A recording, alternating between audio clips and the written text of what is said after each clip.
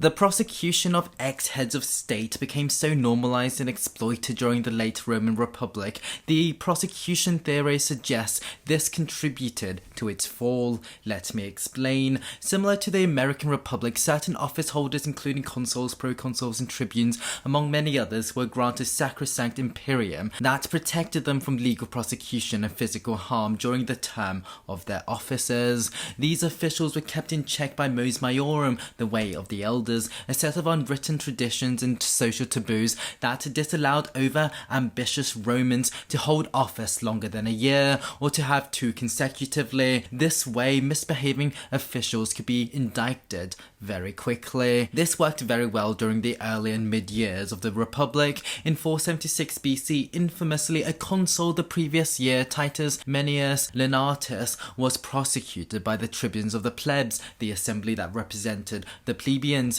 for his failure and complete incompetence in the war against the Veii. However, during the late Republic, this system began to break down. Social reformer Tiberius Gracchus set a dangerous precedent in 133 BC when he decided to ignore constitutional norms and bypass the Senate and use the assemblies to vote in his Lex Agraria or land reform bill. When the Senate tried to intervene by bribing a fellow tribune, Octavius, to veto the bill, he used his followers to forcefully remove Octavius from the assembly, which vetoed his veto. Knowing that he would be immediately prosecuted when he lost his immunity, Tiberius decided that the only way he could survive this very dangerous political environment was for him to stand for a completely unprecedented second tribuneship in a row. He would soon be murdered. Tiberius's fear of prosecution would forever break the Republic, for it forced him to break two long-standing social taboos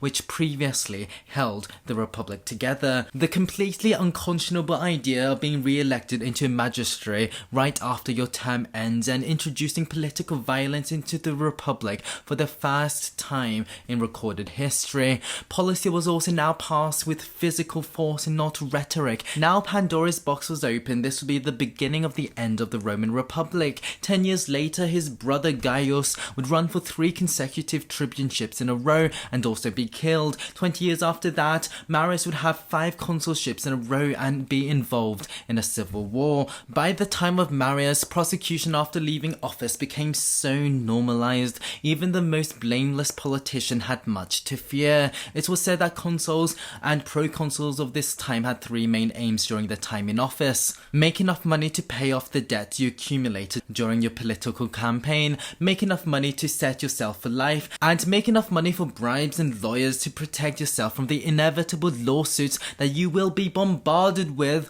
after you leave office. And half a century after Marius came Gaius Julius Caesar, or Caesar, and oh boy, his whole career can be seen through the lens of his unwillingness to lose imperium and opening himself up to litigation. During his first consulship of 60 BC, when trying to pass an agrarian law in the assemblies, Caesar used his passionate followers to force his fellow consul Bibulus out of the forum, where he would cower in fear inside his house for the rest of the year, and thus everything that Caesar would pass as consul, from his agrarian bill to his eastern settlement to tax reform in the provinces, was technically illegal. Caesar would have been absolutely destroyed if he were to lose his immunity, and thus he used the first triumvirate to secure himself a proconsulship in Gaul, which he could immediately step into, which would give him immunity for another 5 years. He would later increase it by another 5. During this time, he would unconstitutionally declare multiple illegal wars, illegally annex all of Gaul whilst enslaving a third of the people there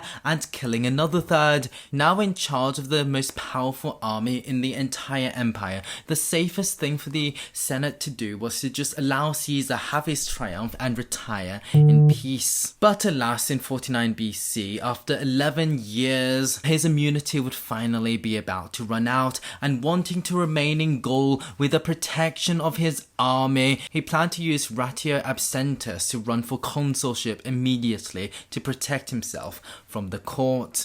However, whether Caesar could even use ratio absentus was put in doubt in the Senate, and on January 1, Metius Scipio in the Senate named a date where Caesar had to relinquish command so he could finally be put to trial. The motion was immediately put to vote and only 2 senators opposed it, but very loyal Caesarian Mark Antony, a tribune at the time, vetoed it. Caesar's unwillingness to face guaranteed prosecution and humiliation would see the Senate on January 7 proclaim Senatus Consultum Ultimum, allowing Pompey to do whatever it took to save the Republic. Pompey raised troops by stabbing his foot. He moved the troops into Rome and declared Caesar an enemy of the people of Rome. Now seemingly out of options, 3 days later on January 10, Caesar crossed the Rubicon and the 480-year-old Republic was dead. Thanks for watching.